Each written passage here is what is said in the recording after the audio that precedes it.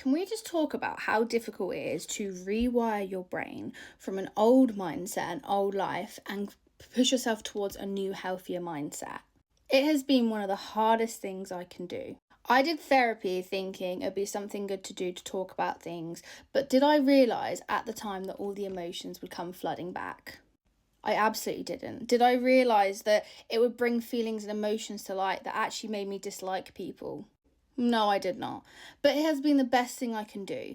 But it's not easy. Like, rewiring your brain from certain mindsets is one of the hardest things you can do.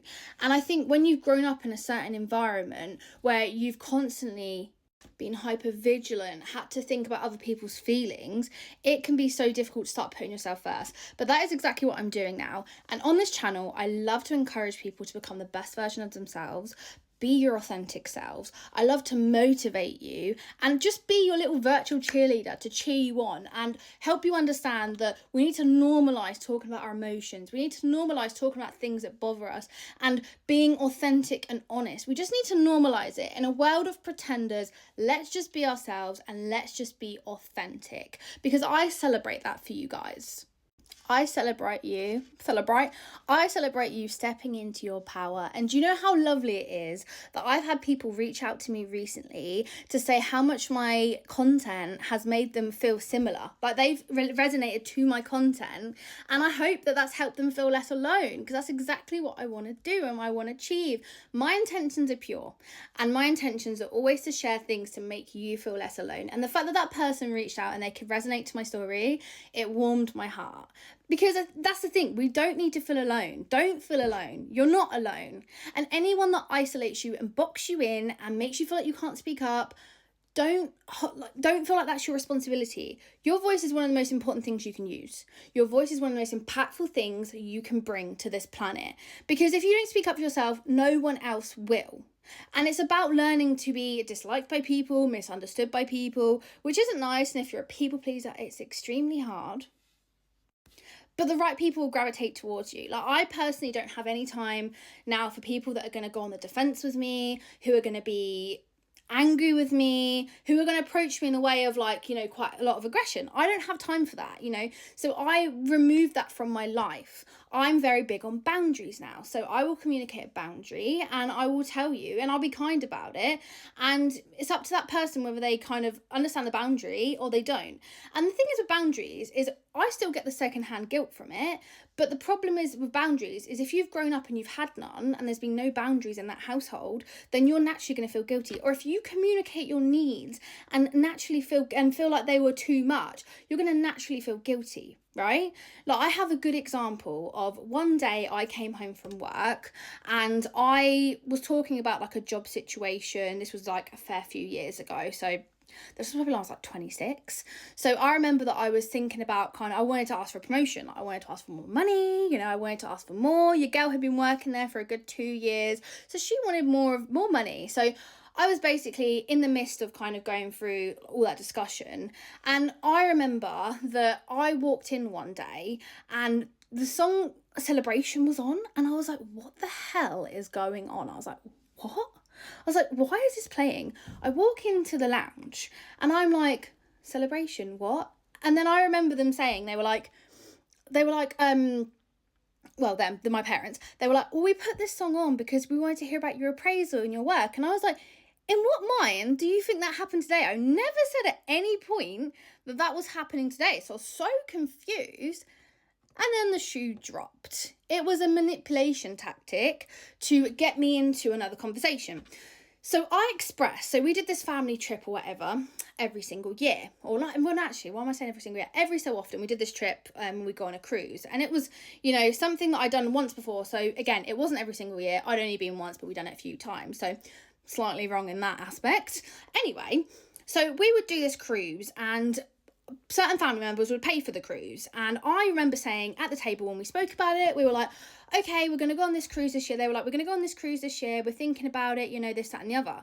So old me would have sat in silence and would have gone, I'm not going to communicate my needs. New me sat there and went, even though I was scared, I went, I would love, like, that sounds lovely, but I would like my own room. And bear in mind, I was like 26 at the time, and they were like, you can't like have your own room, like you're gonna have to pay for that. And I was like, oh my god, no, like I will pay for my extra room, like absolutely.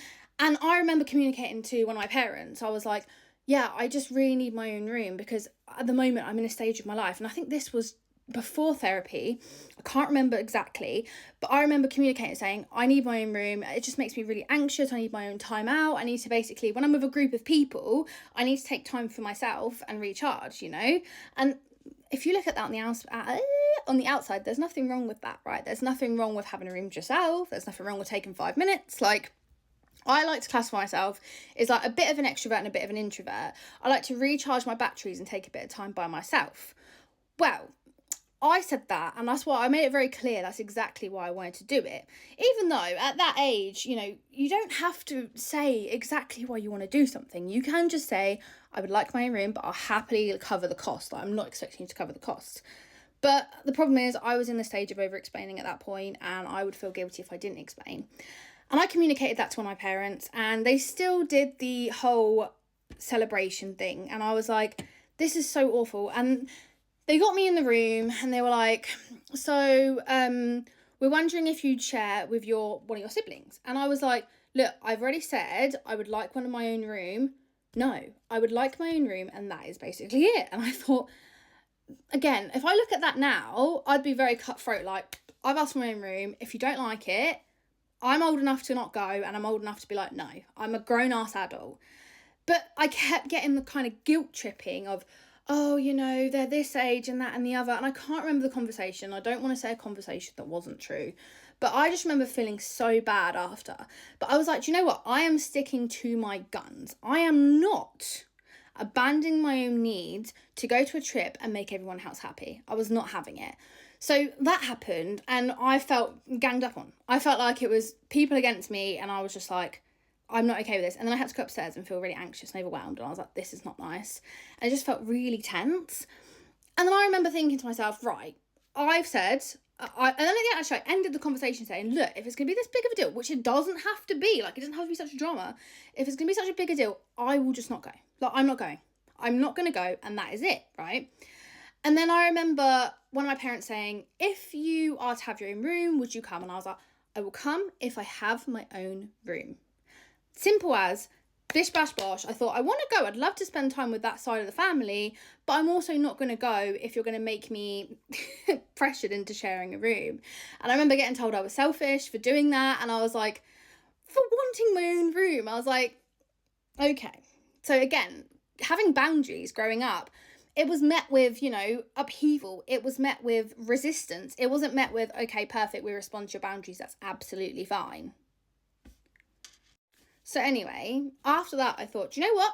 I've said I'll pay my half, and I'm going to go if I've got my own room, right? So yeah, boundaries were not respected, and it was just always met with resistance. And that at that point, I was like, why is it such a big deal? Like, why is it such a massive deal? And yeah, like the guilt tripping of, they're old now, like, you know, this, that, and the other. I was like, and like, I want to have my own room. Like, do you know what I mean?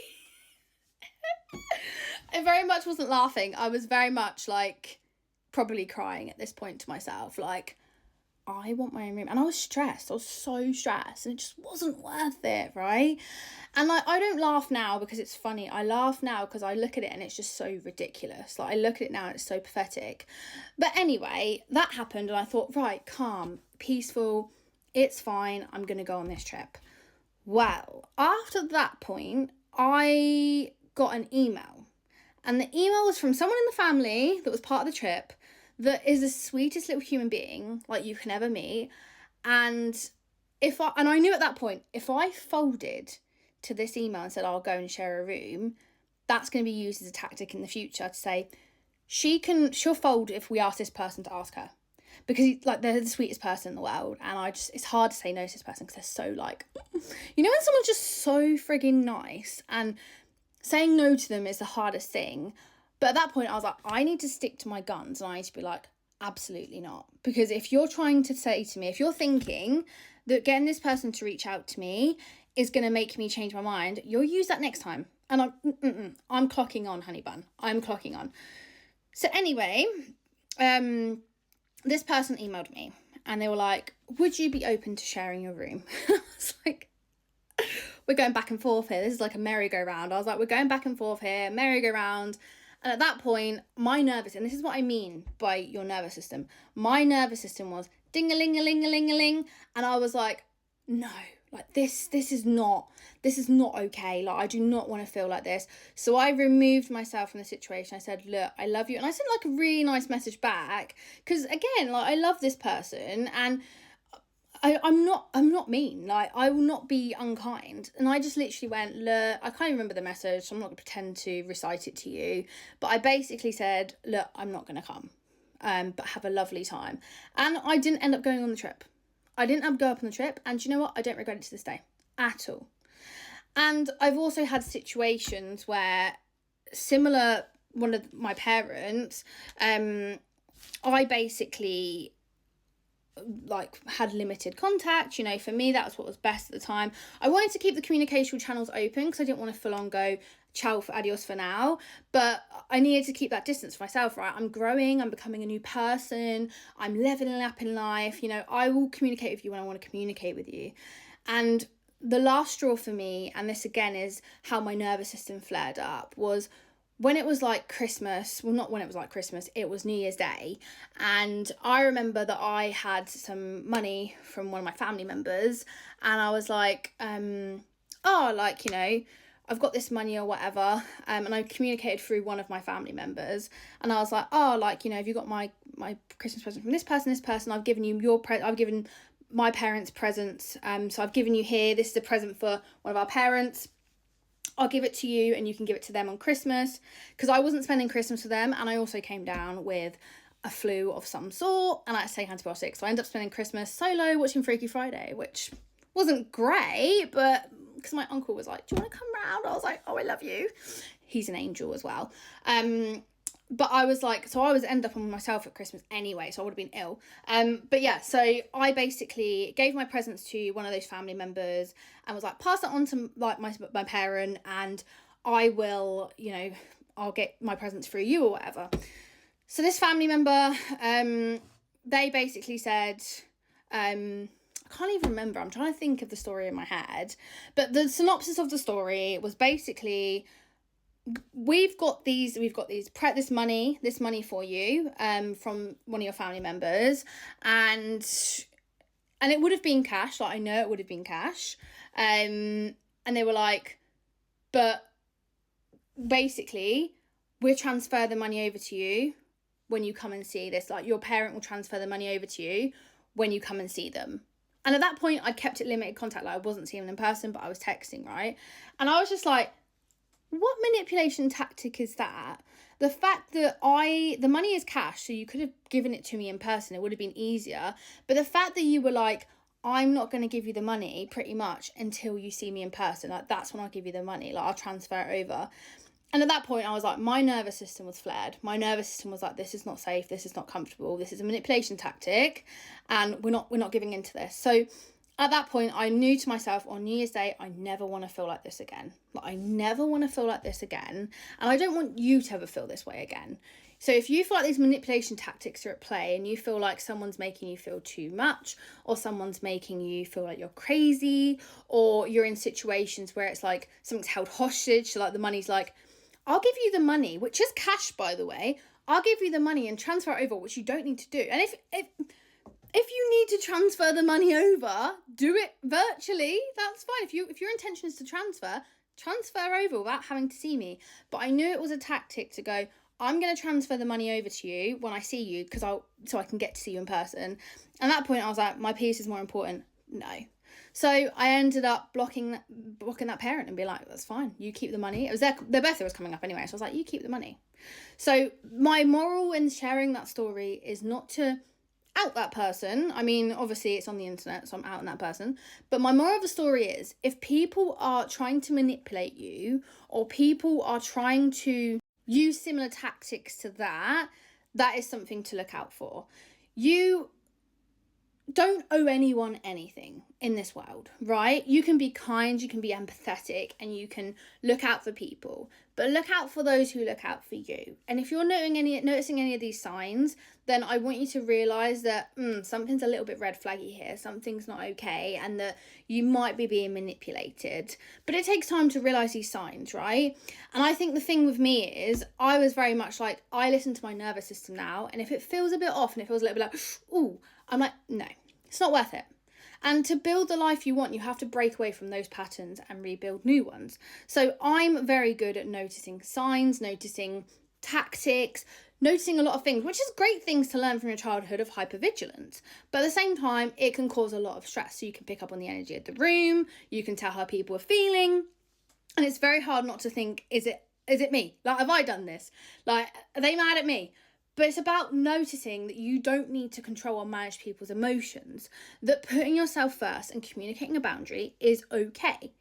Anyone that makes you feel like communicating a boundary is not okay, or you putting yourself first is okay, is them trying to make you feel bad for their own selfish reasons and to make them feel comfortable. And you don't owe anyone to make someone else feel comfortable. The person that should be comfortable, first of all, is you. You are the first person to be comfortable. You are the first person to, know how you feel in a situation. You don't have to manage someone else's emotions. You can be empathetic and you can be kind and you can be mindful, of course, especially if that's you. I encourage you, if you're an empathetic, kind person, never stop being like that, but just notice signs when they come up, right? And again, sometimes, like me, for years, my head was in the sand. I was like, I don't even know what's going on. Like, I'm burying my head. Like, I didn't even know. And I started picking up on it and I was like, oh, I'm alive. I'm awake now. I can see all this stuff. But it's okay wherever you are on your journey. It's about, going through it. And again, hopefully videos like this will help you feel less alone and less crazy. Because I'm telling you now, you are not crazy. You are not insane. Communicating boundaries and telling people what you will and won't tolerate is having standards and having self-respect. And those who can't reach that level and make you feel like you're too much, or you're being a certain type of way, or you've changed, do you know what? Good. Change. You don't want to be the same person you were 10 years ago.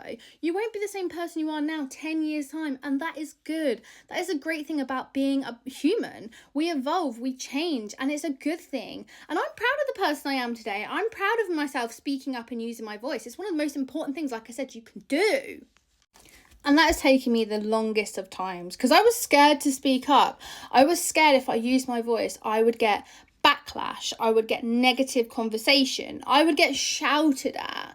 And I'm not scared anymore, and you shouldn't be. But I also understand if you're living in that dynamic right now and you can't get out, sometimes the easiest thing to do is just get in, be in that environment, and then get out. And I would just say, if you can, get yourself in some hobbies, just get out of the house as much as possible if you're recognizing this.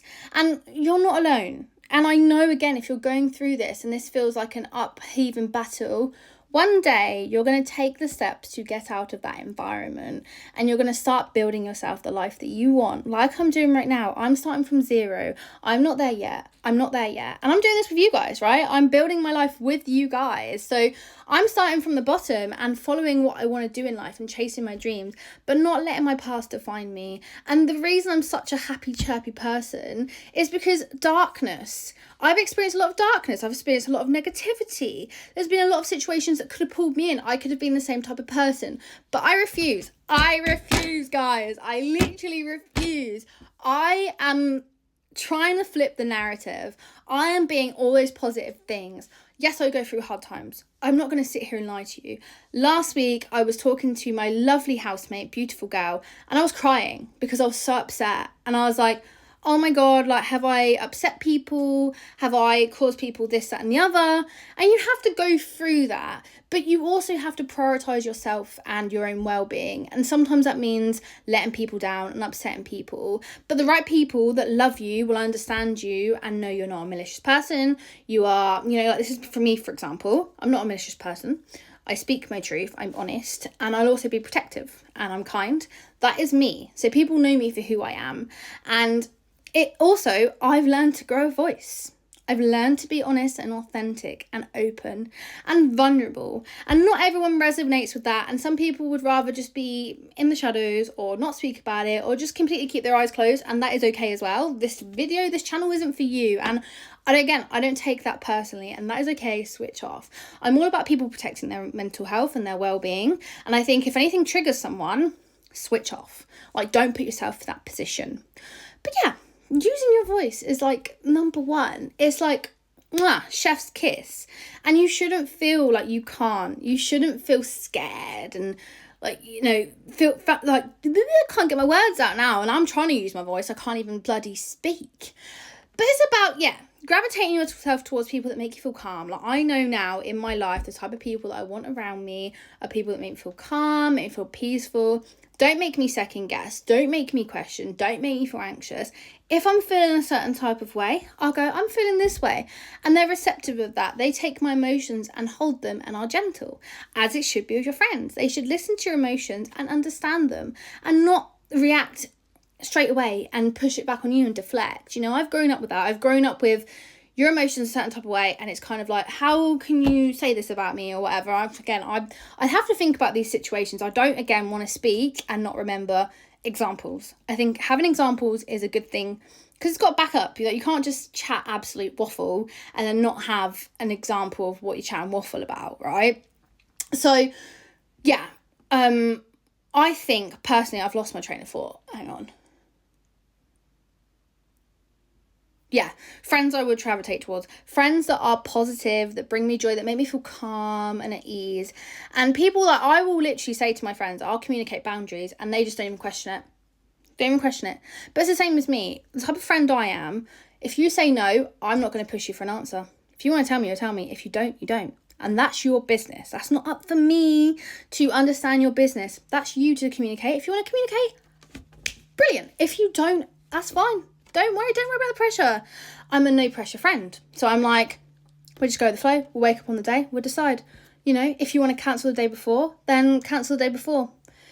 Put yourself first. Like, don't just show up because you want to show up and you feel like you upset me. Like, yeah, of course I'm going to love to see you. But if you're not feeling it and you just literally say, I'm not feeling good, I'm not going to question that. I'm going to be like, I hope you feel better soon. If it's one of these things where you take it, I'm also the type of friend, I was saying this to my housemate the other day, and I genuinely mean this, and of course it will hurt because no one wants to feel like this, but if I have friends in my life, and I'm not using an example right now, but this is a general consensus, if I have friends or people in my life that genuinely feel like their life is happier and healthier, having distance from me or not being around me, then I'm not going to argue that. I'm going to be like, do you know what? You've got to do what's best for you and your mental health. So distance yourself, take some time for yourself. And we may reconnect at some point or we may not. But I think it's just so important. Just like I am learning to be my number one and put myself first, I want to encourage people to do that too. And I've said on plenty of occasions, I'm like, don't just do this to be a people pleaser to my friends, because I'm like, don't be a people pleaser. I am a recovering people pleaser, so I don't want to be a people pleaser. I don't want you to be one either. Like, don't feel like you have to do things to be a people pleaser. But yeah, God, I'm going to lose my voice. She's speaking so much. But yeah, carry on being the bold, authentic you. Like, if you want to get a cute little, how cute is this, guys? If you want to do something extra and you want to play around with things and be fun and be like a vibe, you can do it. Do it. Because you're going to gravitate yourself towards people that are like you. And yeah, that's great. That is literally great. Like, it's like if I'm going through something, like I have communicated to my friend that if I'm venting, I just need someone to listen. I need someone to listen. I don't need opinions. And it's about being towards the people that understand you and allow you to be who you are. Don't try and diminish you. Don't try and push you down. And don't try and dull your sparkle. And I know I say some things that I have no filter. And I know I say things that are questionable sometimes. But that is me, and that's who I am, and anyone that isn't okay with that, that's fine. That's okay. Like, if we can't be friends because you find that too much, then that's okay. Like, I'm not your type of person, and it's nothing malicious against them. Like, all my friends now, all my friends in the past, I've loved them for different reasons. They've been incredible at every stage of my life. Like, I will always remember people being there for me. Like, I remember once I had this one friend that I don't speak to anymore, but I wish them well. But I remember once I'd just gone for a breakup, and she was like, are you okay? And I was like, yeah, I'm fine. And she's like, you're not okay. And that person was there for me throughout all of that. Like, they were out for me. They were there for me throughout all of that. And I am so grateful for that person for doing that. And we're not friends now, and we don't speak and we don't connect now. And I wouldn't be friends with that person now. But I respect that person for being there for me at that time, and I'm grateful for that person. So anyone, again, that's been in my life before, I love them and I respect them. And I hope they're doing well. And yeah, just gravitate yourself towards people that are going to make you feel your best self. And, you know, sometimes you might need a bit of a person that's going to challenge you a little bit, but only if that's what you want. If you don't want people that are going to challenge you in life and you're happy with who you are and you just want people to accept you, it's up to you. It's your life. You're living it for you. Last time I checked, well, I didn't check your birth certificate, but last time I checked on a birth certificate, the only people that are on there is you and your parents. No one else. So you're not on this world to please anyone else but yourself. You're not in this world to build a life for anyone else but yourself. So keep building, keep pushing, and keep being you. We love to see it. I hope you have a rest of the week that's as beautiful as you, and you have an amazing day, and ciao for now, Bellas.